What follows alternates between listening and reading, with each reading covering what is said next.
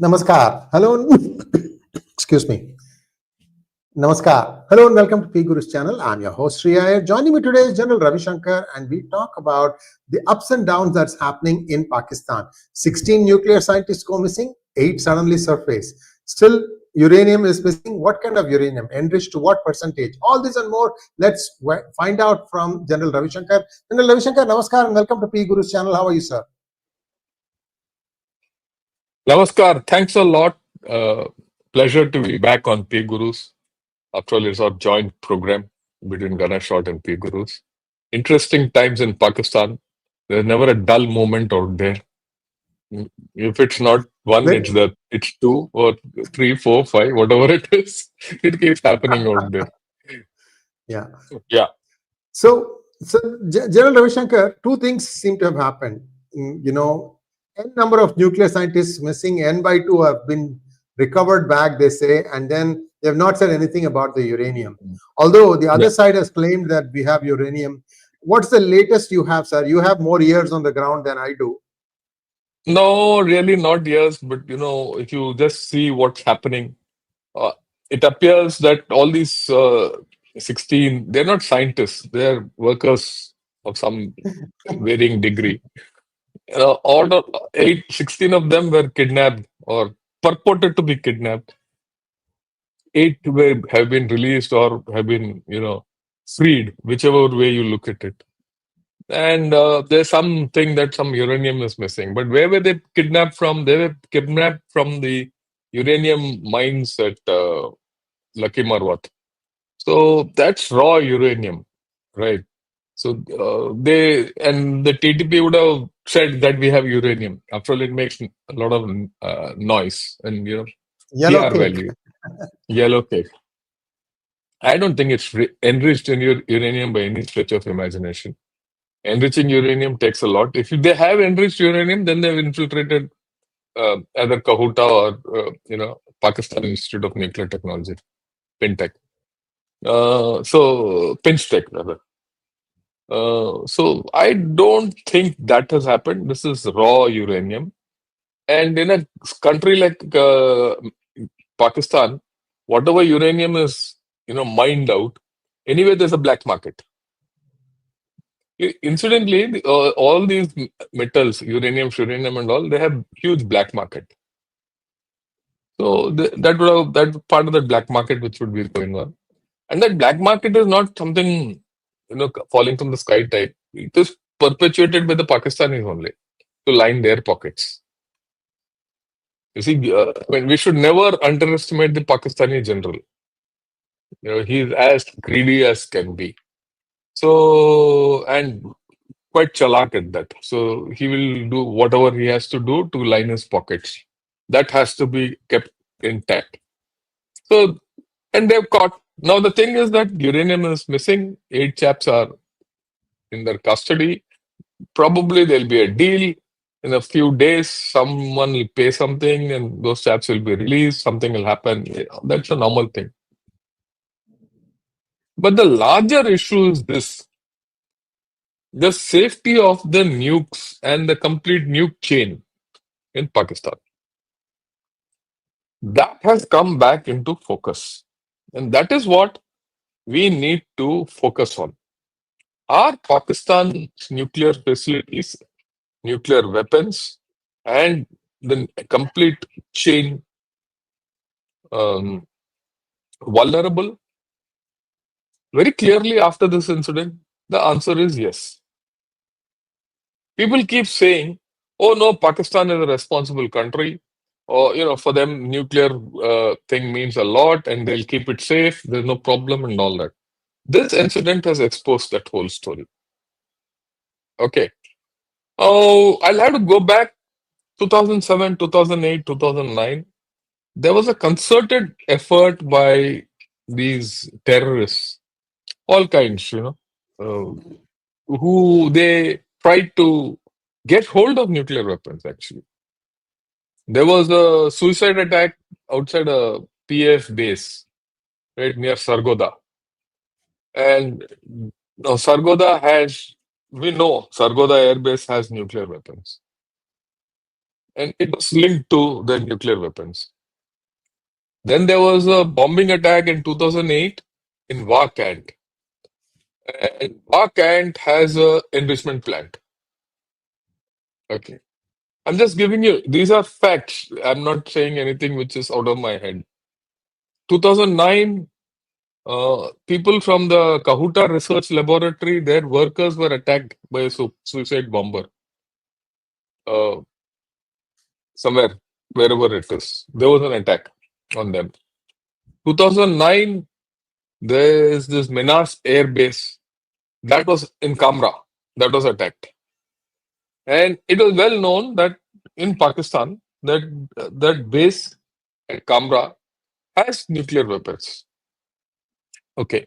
So, besides this, in 23, as late as 23, if you remember, there was uranium found in London airport. Okay. And it was, the whole finger pointed towards Pakistan. I'm putting things in perspective. Then that 𝗥𝗡𝗙𝗏 network, it's confessed to selling nuclear secrets to Iran, North Korea, and Libya. 𝗥𝗡𝗙𝗏 made a confession to this country.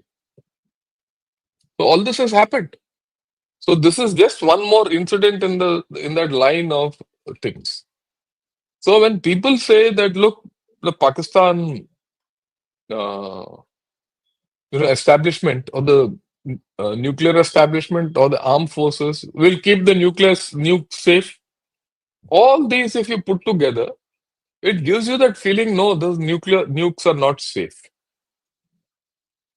Now people say, okay, the next question is, if nukes are missing or nuclear fissile material is missing, whatever, who is at risk? That's the next question, who's at risk? If it falls, let me paint a lot of scenarios. Anything can happen. If it is a complete terrorist enterprise, they might just nuke some part of Pakistan. Or they might just nuke Rawalpindi. Who knows? And that could trigger a war. That's a different story. It could be, all this entire thing could have been stage managed by Pakistan Army. You'll ask me why? To make money. Now they will tell the whole world, see, my nukes are not safe, all that. So give us money, give us arms, equipment to keep them safe. I mean, there is no, people have shown for passports and all, but local deals can happen. People have been shown those identity cards of all these militants and all that, or the guys who have been captured or kidnapped, rather. It's been shown to say that as if it's been done by TTP. Who knows that Pakistan, these generals have instigated this whole affair? It's not beyond the realm of Pakistan. So then you'll say, why? They'll tell China, they'll tell things are not, safe. So please give us money, please give us. So it's a form of a nuclear blackmail. And then they could also tell, these do a deal with TTP and all that, because they're under pressure from China to deliver on 𝗐𝗍, all that nonsense. They'll tell, okay, give a threat to China through ETIM or someone. Okay, that we have nuclear weapons and we're going to do something in Xinjiang or Tibet. Then China will come running back to Pakistan. So then, all these games are on. Nothing can be ruled out. Then people will say, no, all these missiles and rockets and all, what if it goes into the hands of TTP? Nothing will happen. What will TTP do with a rocket or a missile? You need a launcher, you need a system, you need a checkout system. So TTP is not fools, or rather, even Taliban are not fools. So that might not happen. But what can happen? This is dangerous. What I'm going to say now. is that in this process, over 2-3 stage processes, TTP or Taliban or some terrorist organization or ISIS or ISI, anyone, I mean, no one can be left out, can get hold of enough fissile material to make a bomb, a suitcase bomb. I will say, where are the designs? There are enough cases of people who are radicalized in this nuclear establishment. How do you know those chaps are not sitting that side? So what if tomorrow a chap comes out with a suitcase bomb? That's the danger. So people will say, well, yeah, in India we can say, will it hit us? It will not hit us. You know why? Because if something like that happens, the first thing you will know is Pakistan will get hit. What happens later to India is later. First, finish them off. Whereas if something like this happens anywhere else, that will not be the reaction. So will Pakistan do that? They're not fools. They want to survive. They want power. Nuclear weapons give power. It will give money. Everything is there. It is, it's a fungible source of power. It's not abstract. Using it against India won't give them power. Okay. So Pakistan will not. But using it against West, fully on the cards. Someplace. It could be in London. It could be here. It could be there, and all that. It could be anywhere. Right? The lone wolf attack. So there's a problem which the West has to take care of. China has to be aware. Both. Let me put it in this game, China is more at risk than India. People might not believe it. Okay. Now let me say there is enough instability in Pakistan.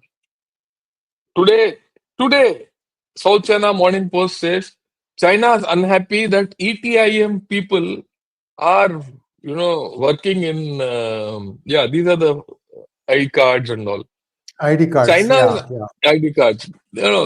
China is unhappy and it has expressed its unhappiness to the Syrian government. They don't put the ETIM people, commanders, as in their defense ministry. So as if someone will listen, no one listens to China in that part of the world anymore. At least now, we'll see later. The reason is the Uyghur people have been fighting as part of HTS. Okay. Now they got HTS help and Al-Qaeda, contacts him, because all these fellows will keep loafing around from one end to the other. And what if they enter into Xinjiang? And what if they have already made a plan and enter into that area with some nuclear material or a bomb? So China has reason to worry of this development. If the Chinese are not worried, all the best to them. Okay. But they are worried. Already they are worried that ETIM has come. Now free uranium loafing around. You go into space debris loafing around. You've seen that movie Gravity, where space debris is loafing around. Something like that is happening here. Uranium is floating around unaccounted with these rascals. Okay. So that is China. Same thing can happen in UK, USA, anywhere. There's a movie, I don't remember the movie's name. It's where George Clooney is the hero, and in which a nuclear weapon gets hijacked in Russia by some terrorists, and they get it somewhere in Croatia or someplace, that weapon, and there they dismantle that weapon, and then make a backpack bomb, and go, and it is blasted in Washington or someplace. And of course, the hero saves the thing in the end and all that. That's a different story. But that whole Peacemaker, yes. Now, if you see that movie, that chain is quite alive here. But chain is quite alive here. That movie is a nice piece of imagination. At least there, that train which was hijacked had guards, ye wo. Idhar to kuch nahi hai. Half the guys who are in the Pakistani nuclear establishment could be TTP guys in disguise. Already, already they would have been subverted with, false allegiance. We don't know. So I think my personal view is, as much as the situation has to be seen beyond all this. Okay, this is the nuclear angle, but look at Pakistan otherwise. What's happening in Balochistan? Till yesterday, there's this case where the Baloch Liberation Army took over a post and Pakistan Army couldn't react. So many people have been getting bumped off. The Chinese are getting bumped off in Balochistan. Okay, they're having a field day. What's happening in Khyber Pakhtunkhwa? Whole lot of nonsense going on. Every day. In fact, today I was reading in Dawn. This is Dawn News. Okay. The number of casualties just in 24 is something to the tune of 2.5 compared to earlier. The number of casualties and the number of attacks are just tripled over the past few years. Escalation is huge, no control. Now that's with Khyber Pakhtunkhwa. That is with TTP. Then I saw a video in Twitter by this man was a pediatrician. Huh? He is part of the Pashtun 𝗪𝗪𝗪 movement. Now, the Pashtun 𝗪𝗪𝗪 movement is slightly a left-leaning movement, but that's okay. They're peaceful. And Pakistan has banned them. And they have sorted out all their leaders. That fellow comes out and says, whatever you guys are now doing, we're going to sort you out. He's telling Pakistan and their agencies and media and all that. He says, from hereafter, from Khyber Pakhtunkhwa, you will not get one guy for your army. That's a sentiment. In that belt of Khyber Pakhtunkhwa, the Pak army has lost its, what shall I say? Its footing. That's the simplest word I can put across. Lost its footing. There's no respect. There was a time when Pakistan's army ran everything more than the government, but that's gone. So in Khyber Pakhtunkhwa, the Pakistan army, I'm talking about the Pakistan army, the government is irrelevant. Ye jo Shahbaz Sharif and all are just about errand boys for Asim Munir. So the Pakistan army is not able to take on the TTP on one end, and it has scotched Pashtun 𝗪𝗪𝗪 movement, which is a peaceful kind of a system. Instead of talking to them and both getting after TTP, they're not able to do anything against BLA. Then you look at Kurram, where there are Shias Sunni riots. These are some of the worst riots which Pakistan has faced in recent history. And it's not done, it's on. So now there's a third layer of insecurity or instability in that Khyber Pakhtunkhwa region. Again, today's news or yesterday's news. So some chaps in Gilgit-Baltistan say we won't pay taxes. Forget it. You do what you want, we'll not pay taxes. In JNK, POJK, people are on the streets. So virtually, if you see, the rimland of Pakistan is in complete instability. Complete state of instability with no control by anyone. Every guy's writ is running large. How will this state continue for long? Will it continue? I wish it continues. Because if it continues like this, they'll not look this side. They don't have time. Will this economy revive? Out of question. Will politically, will it stabilize? Out of question. Till such time Imran Khan is in jail, this politics won't revive. If Imran Khan is out of jail, Asim Munir has to go into jail or something like that. So Imran Khan is not going to let Asim Munir go. So that won't happen. One of them has to be in jail or something like that, something equivalent of that. So there is internal instability, external instability. No one bothers about Pakistan. Their nukes are at risk, and I would not say simple risk. They're a complete nuclear chain. I'm not talking nuclear weapons. I'm talking of the complete nuclear chain is at risk. That's what this incident has testing. And this is a big escalation from TTP. If TTP has done, it's a big escalation. They've simply thrown the gauntlet down to Pakistan. So far, there is no khabar whether these chaps are going to be given back or not, what negotiations are going to take place. And I don't think Pakistan armed forces, nothing, there's no talk. It appears as if this has never happened. So this is a case of utter chaos. So in this utter chaos, what do we do? Indian options are very clear. We just do nothing at this point of time. If they try something against us, we should be ready to hammer them. And hammer them unequivocally. Period. That's where we are. Now, but these loose nukes, the chances of loose nukes floating around is not the best option. So, in the least, what's the minimal thing we do? I mean, everything has a minimum case and a maximum case, or a short term or a long term. Short term, you keep monitoring. You need to liaise with Pakistan from international agencies, not us. US and China have to get together and act.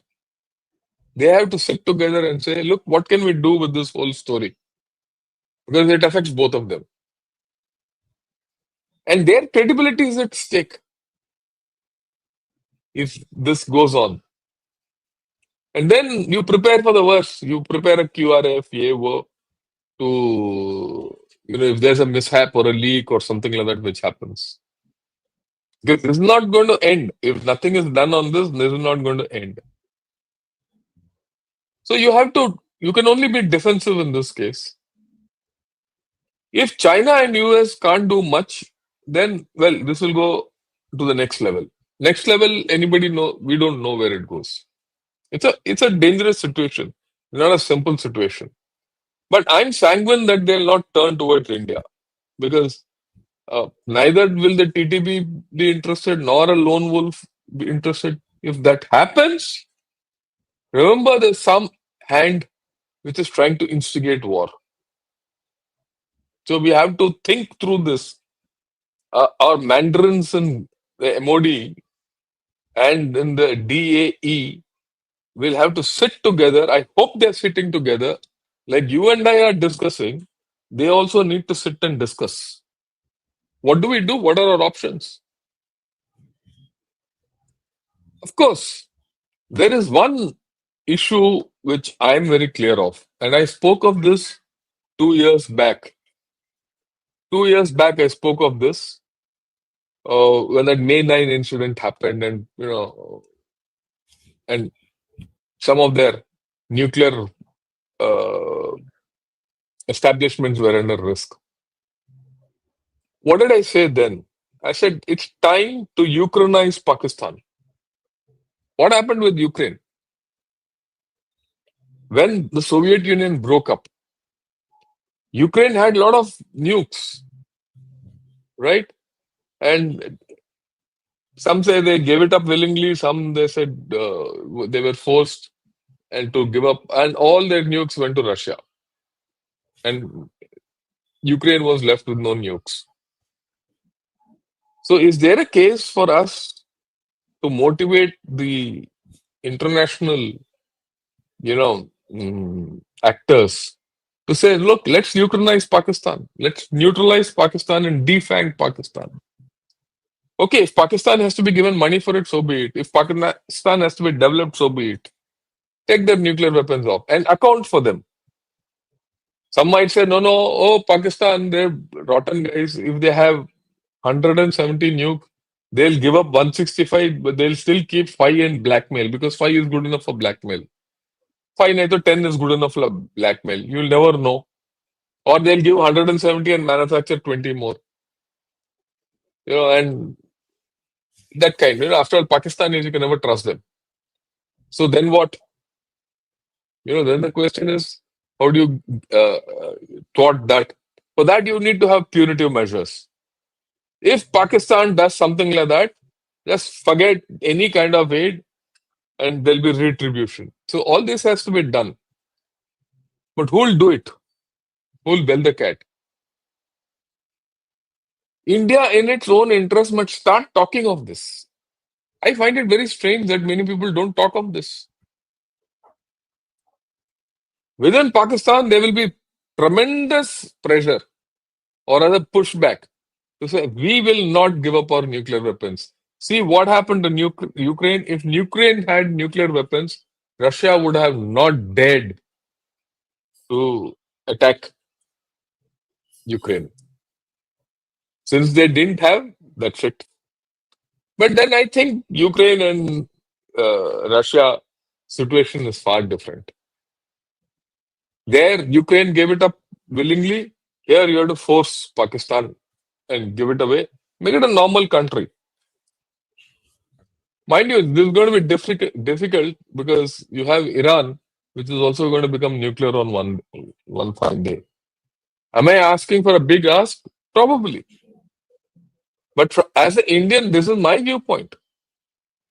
Unless we put across our viewpoint in the international forum and say, look, this is the danger of this entire story, where will we get a response?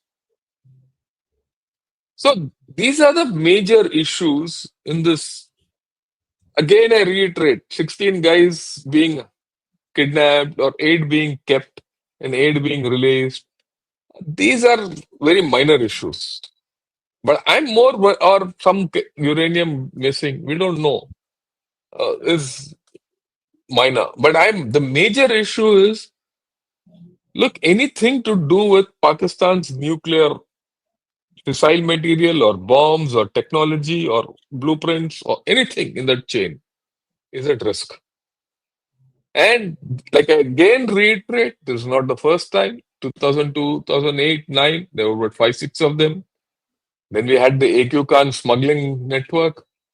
This, right, uranium being found in 23 in London airport, which was traced back to Pakistan. So there's some unholy thing happening. And also look at this. Look at I'm going to bring this grooming gang business here. Look at this UK. They imported Pakistan by the droves, gave them citizenship, all that. What is happening? These Pakistanis have gone there and they're raping those girls, minors. So at some point of time, the Western world and especially this Gora log should understand they have reared a snake which can only bite them. Hillary Clinton's, that famous quote: "If you rear snakes, in your backyard, there's no guarantee they'll not bite you." The same thing I'll go back to these white fellows, Goras. They've always preferred the Pakistanis over everyone else. So fine. That Pakistani is going to rape your daughters. Welcome. At least it's only a snake, no? It'll bite you and you die. You don't know. But what do you do with your daughter who's going to get raped by 20, 30 people or get trafficked out? You have to live with that.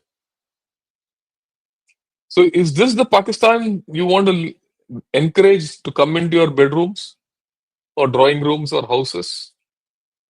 So I think there's a larger issue as far as Pakistan is concerned, which we have to handle at the international level.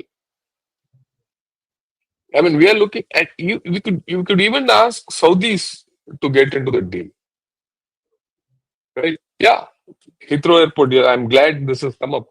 23. So I think that's the thing. I leave it here. Any questions, Sree Iyer ji, will take it on. And in case you have to Uh, leave, you can leave. I'll handle the questions. yes, I have to duck out for from here on. I will just leave one thought, General Ravi Shankar. Yeah. How easy is it to track uranium? Like, for example, yellow cake. I mean, even yellow cake has Geiger. It'll show up on a Geiger counter that there is some decay, radioactive decay. Yeah, it will. It's a radioactive material. It will show up. Okay, it can be smelt out also by dogs. I mean, Oh, I see. tracking it through official methods is not a big deal. But the guys who are handling the and in the, I mean, Hmm. they know how to go through. After all, that 𝗥𝗘𝗙𝗘𝗏 network. After all, that network, it was run from where? It was run from Pakistan by Right. Pakistanis. People, that network might have fallen apart, but the guys are there. They'll put it back in the jiffy. It was a Right. huge smuggling network. They even brought out some things from Denmark and things like that. And it is not one way. It's a multi thing, and it is one of its kind. So the world has to think: what are you going to do with this Pakistan? Is it every time he says, "Oh, I'll shoot myself in the head"? Yeah, kar lo na, mar jao. Shoot yourself in your head, and you load few bullets also more into it so that he doesn't miss his head also, or something like that. Okay. I also see Pakistanis who come on my channel because these days incidentally for everyone who on both P Gurus and Pakistan, Gunner Shot, I must say these days Gunner Shot gets more comments from Pakistanis than Chinese. Okay. Because they feel that look, here is a guy who's exposing them. I can see one chap, haha, funny Indians and all. That useless Pakistanis, Katora Khans. You don't know where you're going to beg your next meal from. These are the beggars of the world. Pakistanis are the ultimate beggars of the world. Okay. So anyway, we'll take. And I'd like to reply to some of these beggars. So I have no problem. Yeah, all yours. Yeah. So at this point of time, we will go into Q&A, and I have to duck out, Yeah. viewers. But Yeah, General please Ravi go ahead. Shankar will take the questions. Yeah. Thank you so much, sir. I'll take off. Namaskar. Oh, welcome anytime. Yeah. See, this is normal. No one wants Pakistanis. That's the issue. So and yeah, I completely go with what's being put out here. They can be the worst kind. Okay, professional beggars. Yeah, Saudi Arabian. Many people call them professional beggars. So that's what they are, and I'm sure the Pakistanis are seeing this in good light, and it's a mirror to all of them. So let's take a few questions. Yeah. Wasn't this loss of U235 and kidnapping a possibility that the world powers overlooked? Was there an establishment hand in this? Should Bharat be concerned? I've explained all this. The world powers, I don't think, have overlooked it. I think they're deliberately looking the other side and hoping nothing will happen. And they must be being given a lot of assurance from Pakistani generals. Look, don't worry, we will take care of everything and all that. And the leeway with Pakistan has also gone down a bit. Okay, either with Chinese or with the Americans. So that's how it is. So it's not a matter of being overlooked. I think they've been deliberately being not looking at them. Was there an establishment hand in this? I think so. This is not so simple. It's not a case of simple, kidnapping and things like that. Should Bharat be concerned? Of course, we should be concerned. There's a chance that it might come on us ultimately. But my view is it won't. Like I told you why. Okay. Next question, please. Yeah, they do covertly all acts. If needed, they expose it. All deep state acts. When will their mess up end? They will not end. This is part of their story to keep themselves relevant and in power. They will just not move out of this equation. Look, when you're dealing with Pakistanis, you must expect the unexpected. You must expect something daring, which they'll do. They will do it. And it'll be foolish. Ultimately, they'll get stuck with it. But they'll do it. The consequences be damned for them. And they're playing a high stakes game. Right? We are a little more careful because we have look at it the other way around. Achha, is a beggar, yeah. What can you get out of him? You bomb him, what will he lose? He'll lose nothing. He's got no industry, he's got no agriculture, he's got no nothing. But whereas you have a lot to lose.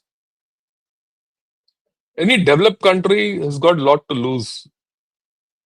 And like I told you, he's built a powerful army. We have to be a little bit careful out here. Okay, use your brain. But will this mess end? It will not end. It is in this mess up only that Pakistan generals will survive. Yeah, next question, please.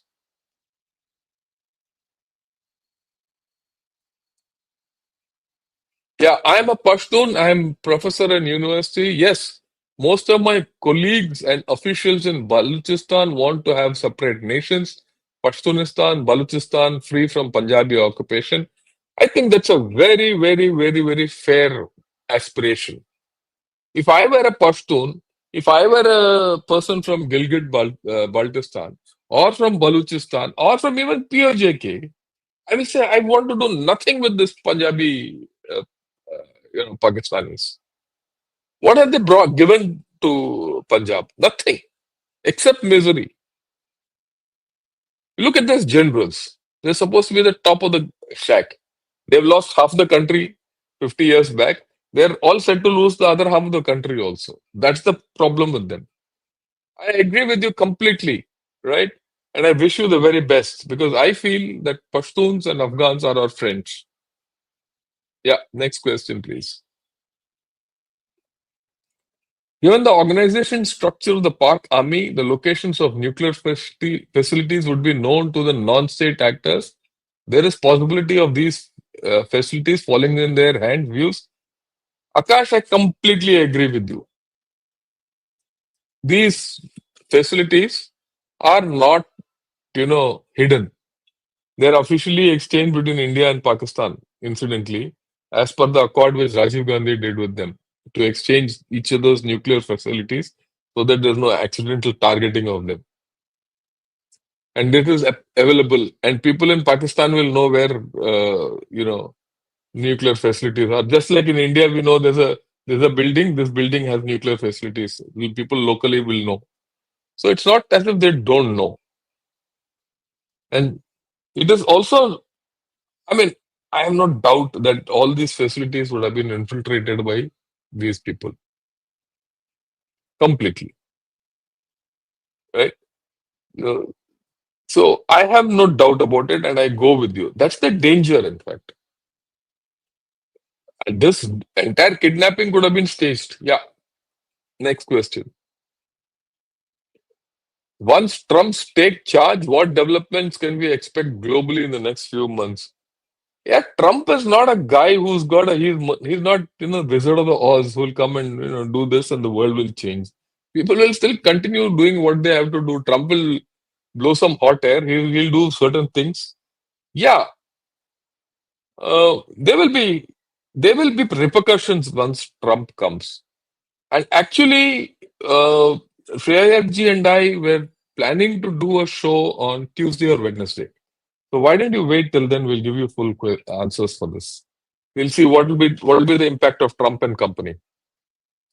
If tons of drugs pass safely to destination, nukes would have already passed into many greedy hands. US won't allow anything if it does not benefit them. Your views? Yeah, I agree with you. By now, the chances of you see, the only problem with you can smuggle nuclear items, nuclear material, or the parts of a weapon system and all that. You can even put it together. The problem is safety. How to take it to your destination and release it is the biggest problem. It's not easy. It's not easy to keep it safe. This is not like that movie of Stark, no? Oh, Robert Downey Jr., Mr. Stark kind of a thing, no? Not easy that you can go and build a nuclear weapon in a cave. So that's the only thing, saving grace in this. So but if it happens, that means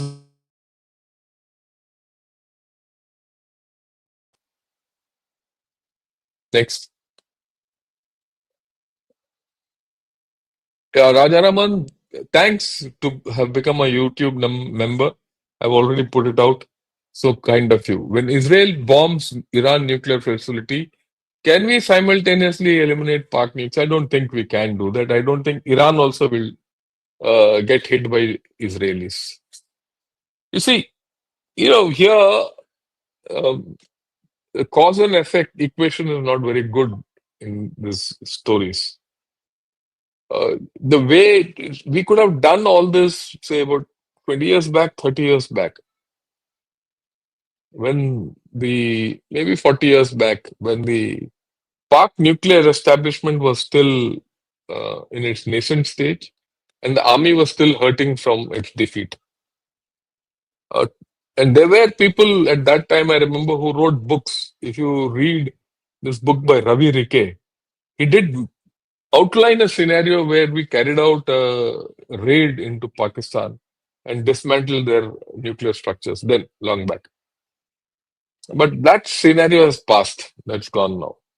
Okay. I mean, we can't do that. And I don't think even Israelis can do what they have wanted to do against Iran. Cowardly lot can be done. Yeah.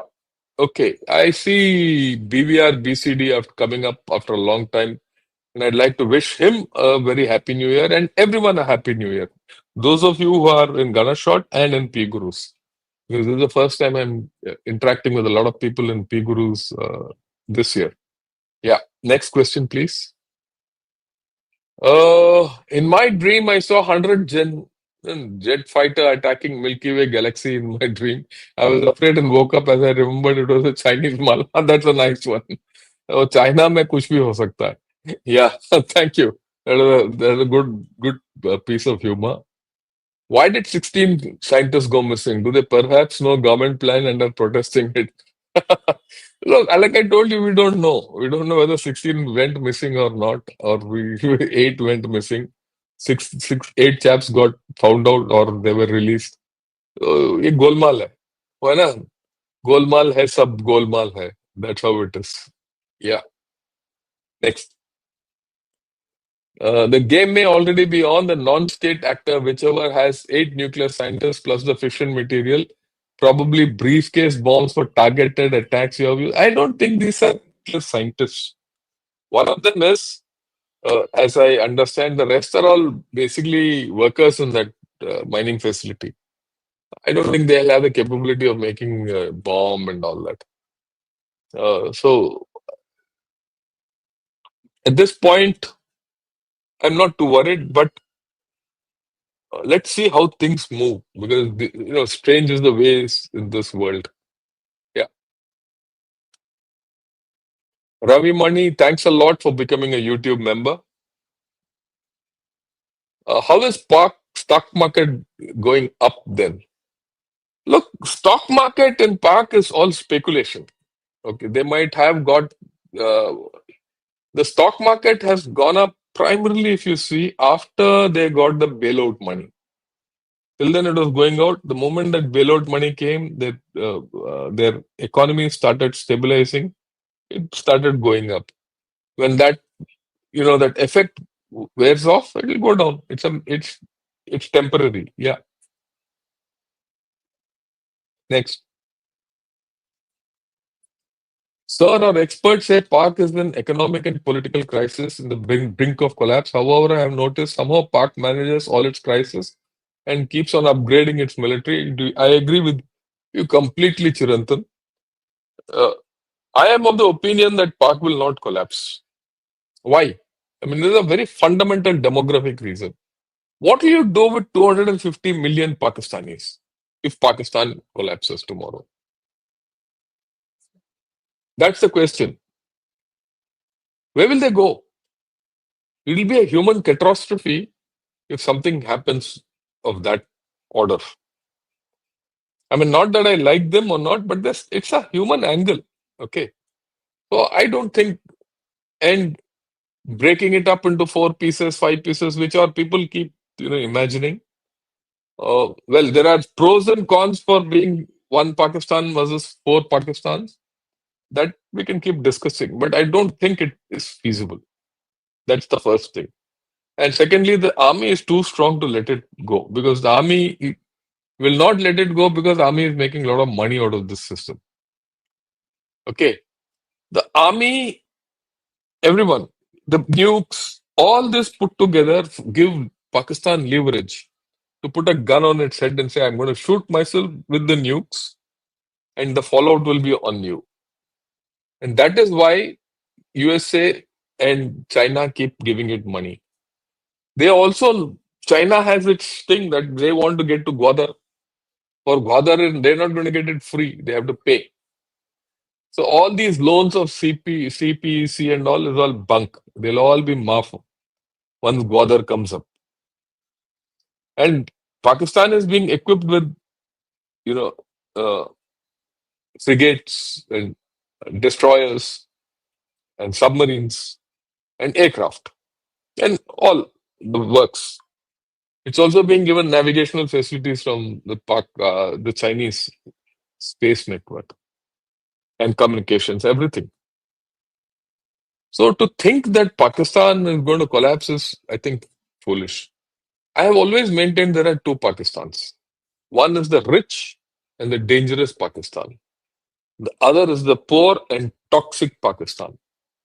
The rich and the dangerous Pakistan is the army and the elites, political elites, the landed gentry, those guys, the Vaderas.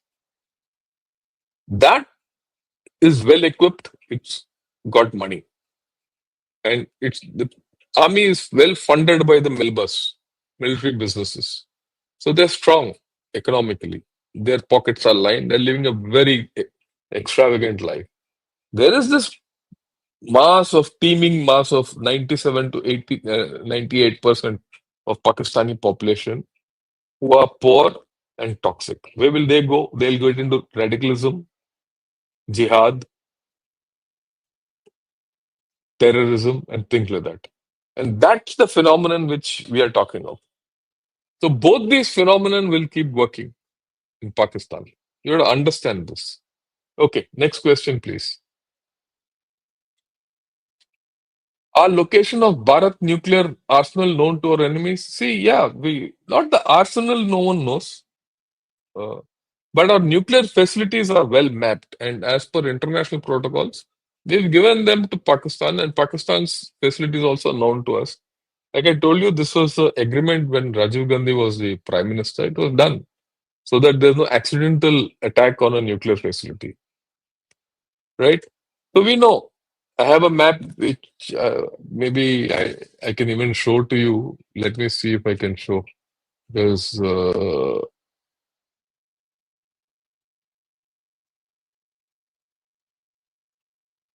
minute. Huh? Yeah,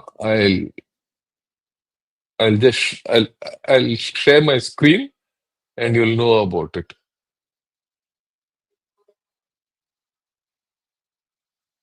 Yeah, there's going to be a map which will come up. Okay. Till then, yeah, here it comes. Can we add this map onto the screen, please? Yeah, look at this. We have full idea of where they are. It's not as if we don't know. Okay, where their delivery systems are, where this thing. So we know that. Okay, thank you. We can take it off. So it's not as if we don't know. They might also have their own intelligence to collect what we know or what this thing. But that's part of the game. Yeah, next question. So I think Pak has shifted their strategic assets to Bangladesh. This includes the intellectual properties as well. This is my premise. What is your take? It is with the consent of deep state. I don't think it has come to the state where things have been shifted to Bangladesh. It might happen in the next few years. But I don't think Pakistan has got full trust on Bangladesh. Unless they've infiltrated and they see some stability in Bangladesh, they'll not do this. That's my view. Yeah, next. Can USA destroy Pak nukes? No, I don't think so. Look, destruction of nukes is no. Like I told you, the only option today is Ukrainization. Like what happened to Ukraine? Take the nukes away from Pakistan. And you have to do it diplomatically with a lot of money. Okay, next. Yeah, we are done. Or you want to, you can take one odd question more. I have no problem with this. We have another 5-6 minutes. Okay. Does Indian Army have nuclear warheads that are in megatons? Because the Smiling Buddha and other Indian nuclear type tests were in small kiloton levels. No one knows. No one will tell you also. And it's not good to discuss it also. All three. Yeah, next question. Okay. Last question. Massive ordnance penetrator. These are all jargon. So leave it at that. Okay, next. Last question. If there is, if not, we'll. Okay. I think we've answered all the questions. Thanks a lot for coming on to 𝗖𝗏 and 𝗏𝗏𝗏 joint podcast today. Like Mr. Sree Iyer, he had to go and attend to some personal work. So he said, okay, take on. So I'm taking on. With this, thanks a lot. Good evening, Jai Hind and Jai Bharat to all of you. Namaskar.